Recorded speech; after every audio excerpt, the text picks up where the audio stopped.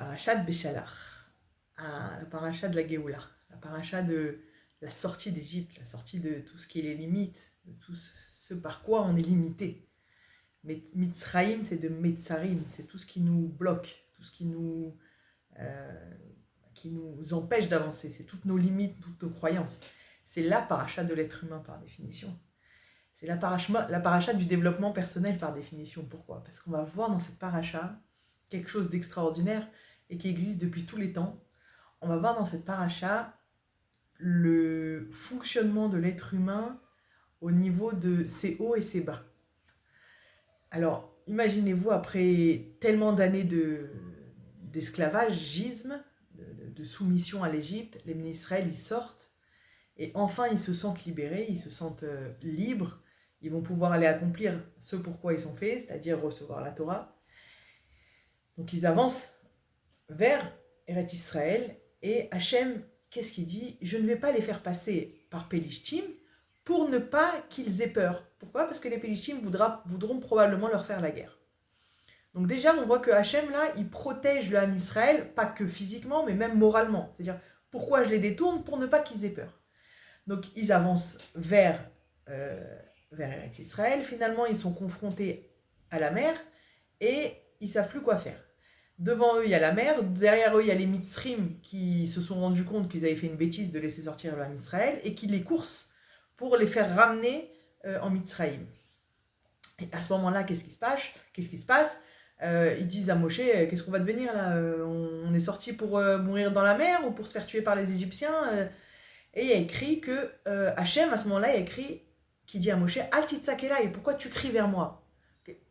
Alors, et Rashi, il vient et il précise que à ce moment-là, Moshe était en train de prier à Hachem pour sauver les Bnei Israël, et Hachem qui lui répond, agis, c'est à toi d'agir, c'est à toi de prendre soin des Bnei Israël. Moi, c'est entre guillemets, c'est pas mon problème là, à ce moment-là. Là, à l'instant T, toi, tu dois protéger, tu dois rassurer, tu dois faire avancer le Ham Israël, tu dois mettre une action en place pour que le Ham Israël, il avance. C'est pas le moment de prier, c'est pas le moment de t'allonger dans tes tfilotes, c'est le moment de jouer ton rôle de libérateur, de délivreur, de manéig, de guide du Ham Israël. C'est pas le moment de venir vers moi.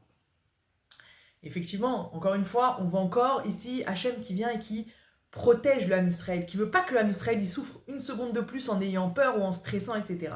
Il renvoie Moshe, il demande à Moshe d'arrêter cette filote pour ne pas justement que le Ham Israël il souffre quelques secondes de plus de savoir qu'est-ce qu'il doit faire. Et comme ça, c'est tout le long de la paracha. Donc ils sortent, la mer elle s'ouvre, ils traversent la mer, imaginez-vous, après tellement d'années. Je pense qu'on peut très bien se l'imaginer aujourd'hui. Imaginez-vous que tout s'ouvre d'un coup dans ce qui se passe en Israël et que donc la mer elle s'ouvre et qu'ils puissent enfin rentrer sous la mer pour pouvoir se sauver. Donc ils avancent et ils voient quand même que les Égyptiens ils gagnent du terrain derrière, ils commencent à les rattraper. Donc ils avancent et Hachem il demande à Moshe de frapper encore la mer pour que la mer se remette en mer, se retombe et noie tous les Égyptiens avant qu'ils arrivent à se sauver de la mer. Et là, une fois qu'ils voient derrière eux que la mer se referme et que finalement les Égyptiens sont engloutis dedans, il y a écrit quoi ? Vaïr ou ils ont vu, je ne sais pas si c'est exactement les termes, Vaïr ou Aham et Hachem, ils ont vu là Hachem, ils ont eu peur, ils ont craint Hachem, Vaïa Minou Bachem ou Moshe Ato. Et à ce moment-là, ils ont commencé à avoir la Emouna et à croire en Hachem. Je vous rappelle quand même qu'ils ont vu 10 plaies en Mitzrayim, c'est-à-dire que les 10 plaies c'était majestueux. Là, juste à ce moment-là, ils ont commencé à croire vraiment à Hachem. Qu'est-ce qui s'est passé ? Dans les textes, c'est écrit en fait que à ce moment-là, les Bnei Israël, ils ont guéri. Ils ont guéri de quoi ? De tout leur trauma. C'est-à-dire qu'ils sont sortis d'Égypte, traumatisés, et à ce moment-là, où ils ont vu leurs ennemis périr devant leurs yeux, ça a créé chez eux la refoua. Parce que souvent, j'aime bien me faire avec le parallèle avec nos otages qui sortent, et Bezrat Hashem, c'est tout ce qu'on souhaite, qu'ils soient guéris de leur trauma. C'est exactement ça. Il y a là la avdout, la servitude, et quand ils sont sortis, on aurait pu se dire, ouais mais attendez, qu'est-ce qui va rester d'eux de leur vie avec tout ce qu'ils ont subi ? Il faut comprendre qu'en Mitzrayim, ils ont subi autant au moins que ce qu'on vit aujourd'hui avec les Arabes, enfin avec à Gaza. Donc, ils sont sortis de là-bas. Mais comment, et dans quel état psychologique, moral, on a pu les retrouver? Ils prenaient les bébés, ils prenaient les femmes, ils prenaient tout. Et là, dans Vaya Aminu Bachem, qu'est-ce qui s'est passé? Ils ont guéri de leur trauma. Hachem, non seulement il les a fait sortir physiquement, mais il les a fait sortir psychologiquement de leur traumatisme et de leur croyance et de tout ce qui s'était construit par rapport à leur état de serviteur d'Égypte. Donc là, à ce moment-là, les Bnei Israël sont guéris et sont sauvés physiquement et psychologiquement. Et à ce moment-là, va y avoir Aminu Bachem. Donc toute cette partie-là nous montre les états d'âme du Ham Israël, les états d'âme d'un être humain, tout simplement. Et on continue comme ça, et à ce moment-là, d'ailleurs, ils ont pu commencer à chanter la Shira. Là, ça sortait profondément du cœur. Là, il y avait quelque chose, une connexion qui était très profonde. C'est-à-dire que la reconnaissance de toutes ces années et de toutes ces miracles qu'Hachem a fait sur les 10 plaies, sur la mer, etc., là, elle a pris une forme plus concrète, ils l'ont vécu à l'intérieur d'eux-mêmes, mais vraiment quelque chose de très puissant. Donc là, ils ont pu chanter la Shira pour Akadosh Baruch Hu. Là, il y a écrit que à ce moment-là, Az Yashir Moshe Bnei Israël. Là, à ce moment-là, ils ont commencé à chanter la gloire d'Hachem. On continue la paracha, et la paracha, elle est faite que de ça, que de monter, descendre, monter. Alors, ils arrivent ici, ils se plaignent, ils reçoivent ça. Ils arrivent, on continue à avancer, ils se plaignent qu'ils n'ont pas à manger, ils reçoivent la manne. Quelques psukim avant, il y a écrit que Hachem, il leur a mis les nuées, les colonnes de nuées de feu pour les protéger, pour que ça les éclaire la nuit, pour que ça les protège des ennemis, etc. On voit que Hachem, il prend soin du Ham Israël d'une manière extraordinaire. Ça veut dire qu'on voit un amour débordant de Hachem pour le Ham Israël, de les protéger après ce moment difficile qu'ils ont passé. Donc, et le Passouk, la Torah, qui est pas là pour nous raconter des détails, à chaque fois, elle nous raconte les états d'âme du Ham Israël à ce moment-là. Ils ont commencé à se plaindre, ils ont commencé à perdre espoir, ils ont remis en question Moshe, ils ont remis en question Hachem. Est-ce que tu nous as amenés dans le désert pour qu'on meure? On était mieux en Mitzraïm.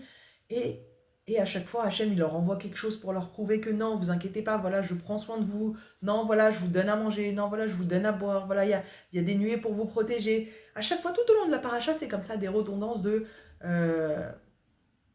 états d'âme du Ham Israël. Et on arrive aux trois quarts de la paracha, et c'est là où c'est bingo pour moi, que j'ai vraiment envie de partager une idée. Hachem, il leur envoie la manne. C'est quoi la manne? C'est une nourriture qui va prendre le goût de ce que chacun a besoin, de ce que chacun veut. Qu'est-ce qui se passe après? Donc, imaginez-vous que vous recevez la manne, c'est-à-dire chaque chose que vous voulez, vous le recevez dans la porte de votre maison, ok? Hop, pitom, ils se plaignent, ils arrivent, ah mais il n'y a pas d'eau. La manne, l'eau, c'est-à-dire que tout ce que Hachem il leur donnait, derrière, il y avait une plainte. Et c'est extraordinaire le lien des psukim, parce que c'est quoi en fait la manne? La manne, c'est ce que Hachem il nous donne chaque jour. La manne, c'est le packaging de ce que chacun y reçoit chaque jour. Chaque jour, on reçoit des forces, des énervements, des joies, des colères, des disputes, son salaire, ses courses. Chaque jour, on a un packaging qu'on reçoit directement d'Hachem, d'événements, bons et moins bons, on va dire moins agréables. Et chacun, il a le choix de faire ce qu'il en veut. Ça veut dire quoi? Chacun, il a le choix de faire, est-ce que pour moi c'est bon? Est-ce que ça va me donner à manger ou pas? Est-ce que ça va me nourrir ou pas? Est-ce que je vais mettre dessus sur ce packaging que je reçois chaque jour, je vais réussir à mettre un œil positif ou pas? C'est moi qui va choisir le goût de ce que je reçois chaque jour d'Hachem. C'est moi qui va mettre mon empreinte de ce que je vais manger, entre guillemets manger, chaque jour, de ce que je vais avaler chaque jour, de ce que je vais vivre chaque jour. C'est moi qui va décider de quoi je l'imprime, de quoi je mets, quelle énergie je mets dedans. Est-ce que je mets de l'énergie d'amertume? Est-ce que je mets de l'énergie de la plainte? Est-ce que je mets de l'énergie du remerciement? Est-ce que je mets l'énergie de la croissance? quelle énergie, de quoi je vais imprégner la manne qui est mon packaging que je reçois tous les jours. Et qu'est-ce qu'on voit tout de suite après la manne? On voit l'eau, il manque de l'eau. C'est quoi l'eau? El Maïm et la Torah. Il n'y a pas de Maïm à part la Torah. C'est quoi quand on parle de Maïm dans la Torah? Quand on parle de Maïm dans la Torah, on parle de Torah en fait. Il n'y a pas la signification de l'eau, ça ramène à Hachem, c'est Hachem.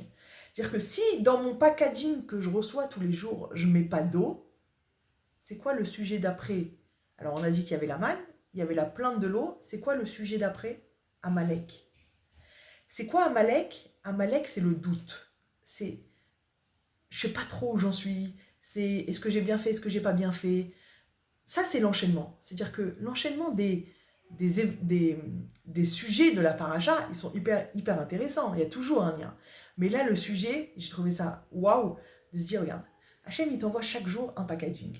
Okay, tu décides ou pas de focaliser oui ou non sur le bien, le mal, de prendre l'occasion pour grandir ou prendre l'occasion pour être victime ou prendre l'occasion pour me dire ouais, la vie elle est pourrie, de toute façon je suis né sous une mauvaise étoile, ou bien me dire ouais, j'ai de la chance, encore j'ai une galère, ça va me permettre de rajouter un lien à Hachem en lui demandant directement. C'est toi qui vas choisir le goût qu'elle va avoir, la manne que tu vas avoir aujourd'hui. Okay, quand on est fixé et on enlève Hachem, il n'y a pas d'eau, Voilà, on arrive dans un moment où il n'y a pas d'eau, il n'y a pas Hachem dans notre vie. Il y a pas, on ne rajoute pas cet ingrédient qui est la connexion à Hachem, se rendre compte que c'est Hachem qui nous envoie les choses. Alors qu'est-ce qui se passe? Ça fait qu'on arrive avec la guerre d'Amalek, on arrive avec le doute. Le doute, il s'installe à l'intérieur de nous. Le doute, il va venir remettre en question cette manne, justement. Remettre en question tout le packaging qui nous donne Hachem, de savoir est-ce qu'on accepte ou on n'accepte pas. Est-ce qu'on va vivre avec ou on ne va pas vivre avec? Ou est-ce qu'aujourd'hui, je vais donner le goût à la manne, j'ai décidé, voilà, je décide. Aujourd'hui, je vais être la victime de la vie. Donc non, j'accepte pas ma manne, j'accepte pas le goût que ça a, etc. Et après, je rentre dans le safek et c'est un cercle vicieux. Ça, c'est entre mes mains. Hachem me donnait la manne, il a dit c'est à vous de choisir le goût que ça va avoir. Évidemment, c'est une image, c'est tout ce que ça représente dans notre relation à Hachem, dans notre relation à nous-mêmes. Et ce qui est extraordinaire, c'est que tout ça vient dans la paracha où il n'y a pas plus, où on ne voit pas plus de plaintes et de retour d'Hachem, de retour d'Ibn Israël vers Hachem. La plainte, le retour, la plainte, le retour. C'est-à-dire que le haut, le bas, tous les gens, depuis, voilà, même qui ont vu la Géoula de Mitzrayim, qui ont vu les Asara Makot, qui ont vu la mer qui s'ouvre, qui ont vu tous ces miracles énormes, qui ont vécu dans le désert, qui ont vu ils ont vu Moshe Rabbeinu, enfin voilà, on peut pas, c'est d'Ordéa, c'est un d'or exceptionnel, fou quoi. Et ben même eux, ils ont des hauts et des bas, des hauts et des bas, des hauts, ils ont des hauts et des bas, c'est comme ça. Quand il n'y a pas dès qu'on perd la Emouna, dès qu'on perd cette connexion à Hachem, de savoir que c'est lui qui nous envoie, que c'est lui qui nous confronte, que c'est lui qui nous donne, etc., alors on rentre dans le Safek, on rentre dans Amalek. En Malasot, même pour les plus grands, c'est comme ça. Alors, qu'est-ce que ça nous amène aujourd'hui dans notre vie de tous les jours? Notre vie de tous les jours, aujourd'hui, je voulais parler d'un sujet important, qui est l'acceptation de la différence. L'acceptation de l'autre n'est pas comme moi, l'autre ne réagit pas comme moi, l'autre ne vit pas les choses comme moi. Pourquoi? Quel rapport avec l'acceptation de la différence avec la paracha? Parce qu'en fait, chaque être humain, il a ses hauts et ses bas. Chaque être humain, il a ses calculs. Chaque être humain, il a sa manne à lui et il essaye de faire avec son packaging. Nous, on n'est pas là pour donner le goût à la manne de l'autre. On n'est pas là pour lui imposer mon goût, que moi je voulais dans ma manne, ma façon de voir mes choses, la façon d'interpréter mon packaging. Je ne suis pas là pour obliger l'autre ou montrer à l'autre que moi j'ai le bon goût. Personne n'a le bon goût. Personne n'a le bon goût. Chacun a le bon goût pour soi. Chacun a les bons kelim pour soi, pour son packaging à l'autre. Et accepter la différence de l'autre, c'est accepter que l'autre, il a un autre packaging, que l'autre, il a un autre bagage, que l'autre, il a des autres événements, qu'il a des autres façons de voir la vie, qu'il a une autre façon de servir Hachem, que c'est une autre personne. Alors ça facilite les relations, ça facilite la vie, ça facilite tout, ça facilite, comment dire, C'est plus sain, ça coule. C'est plus... c'est ok. L'autre, il est différent et c'est ok, il n'y a pas de problème. Que ce soit nous, que ce soit notre conjoint, que ce soit nos enfants, que ce soit nos parents, que ce soit nos voisins, peu importe. La personne en face, elle est différente. Mais comment on va arriver à ça? Comment on va arriver à cette conscience de la différence de l'autre? Tout simplement en allant chercher l'être humain qui est derrière. L'être humain, regardez le Ham Israël, il est sorti d'Égypte, il a tout vu. Il a vu Hachem devant lui, il a guéri de ses blessures émotionnelles, intérieures, psychologiques, physiques, tout. Et pourtant, il remet encore Hachem en question. Il reteste Hachem. Et encore une fois, et encore une fois, et encore. C'est l'être humain. C'est-à-dire que aller chercher l'être humain derrière, on pourrait se dire, ouais, franchement, ils abusent. Ils voient tout, les gars. Ils ont assisté à toute la Géoula de Mitzrayim qui était énorme et gigantesque. Hachem, il parle directement à Moshe. Enfin, c'est quelque chose que nous, on ne voit pas, que nous, on n'a pas tous les jours. Comment eux, ils peuvent remettre en question? Comment eux, ils peuvent se permettre de dire des choses? Ce sont des êtres humains. Et Hachem, il aime les êtres humains en tant qu'êtres humains. Il n'aime pas les robots. Il veut des êtres humains. Hachem, il sait. Il a dit qu'il ne va pas nous faire passer par Pélishtim à la sortie d'Égypte parce qu'il ne veut pas qu'on ait peur. Il sait, Hachem. Il sait qu'on est des êtres humains. Il sait qu'on a des émotions. Il sait qu'on a peur. Il sait que, voilà, on va oublier... quelques jours après, on oublie le miracle d'hier. Quelques heures après, on oublie que Hachem, il a sauvé ça. Il sait, Hachem. Il sait qu'on est des êtres humains. Il prévoit. Il dit à Moshe, Matitz Akalai, pourquoi tu cries sur moi maintenant? Pourquoi? Est-ce que c'est le moment de crier sur moi? Est-ce que c'est le moment de faire des tfilotes? C'est le moment de créer un lien avec moi? C'est le moment de t'occuper du Ham Israël, les pauvres, ils viennent de sortir d'Égypte. Guide-les, aide-les, aime-les. C'est ça qu'Hachem il dit. C'est ça qu'Hachem il dit à Moshe. Aide-les, aime-les, accepte-les. Ça, c'est une super leçon de morale pour nous. Pour chacun d'entre nous. On va rester dans le cadre de la famille. Pour nos enfants, pour notre conjoint. On doit... Comment dire? On doit les accepter. On doit accepter l'autre. On doit accepter qu'il y a une différence. Quand on n'accepte pas qu'il y a une différence, il faut aller se remettre en question. Qu'est-ce qui, chez nous dérange tellement pour ne pas qu'on puisse accepter son comportement? Qu'est-ce qui fait écho chez moi, à l'intérieur de moi, qui fait que je n'accepte pas? Qu'est-ce qui fait écho à l'intérieur de moi que je n'accepte pas chez moi, qui fait que je n'accepte pas chez l'autre? Et forcément, vous allez trouver quelque chose. À quoi ça fait écho? À quoi son comportement, il vous dérange tellement? Quand il y a quelqu'un qui est serein à l'intérieur de lui, l'autre ne le dérange pas. Quand il y a quelqu'un qui n'a pas de problème avec sa façon de servir Hachem, ça veut dire qu'il est OK avec sa façon de servir Hachem, la façon de servir Hachem de l'autre ne le perturbe pas, ne lui fait pas peur. C'est OK. C'est OK. Lui, il a sa façon. Moi, j'ai ma façon. Personne n'a dit que c'était la vérité, ni l'un ni l'autre. Personne n'a dit que c'était le mensonge. Chacun, il a sa façon de servir Hachem et de servir dans la maison, peu importe. Il n'y a pas une meilleure éducation qu'une autre. Il n'y a pas une meilleure shalom bayit que l'autre. Il n'y a pas. C'est chacun, il doit vivre avec ce que Hachem lui a donné, avec le packaging, avec la manne que Hachem envoie chaque jour. Chaque jour, on a son lot, chaque jour a son lot. Chaque jour a son lot de joie, de peine, de difficultés, de travail, de croissance. Chaque jour, il a son lot. Et chaque personne, il a son lot. Donc, un couple, ça se forme à deux et que à deux. Dans le sens où lui, il sait ce qu'il a à réparer. Moi, je sais ce que j'ai à réparer. Et nous deux, quand on veut être dans l'évolution, on répare ensemble. Quand moi, mon enfant, il a quelque chose ou qui ça va pas, ou c'est son lot à lui. Et moi, je l'aide à réparer son lot à lui. Chacun, il a son lot à lui. Les enfants, ils reçoivent à l'école un lot d'agressivité, de violence et de trucs. Ils reviennent à la maison, ils sont nerveux, fatigués, peu importe. Ça va sortir comme ça sort. Accepter la différence, accepter sa réaction, accepter ses émotions, accepter ses sentiments. C'est ça, j'ai envie de dire, la base d'une bonne avodat Hashem, la base d'une bonne avodat atzmi, de travailler sur soi, d'avodat amidot.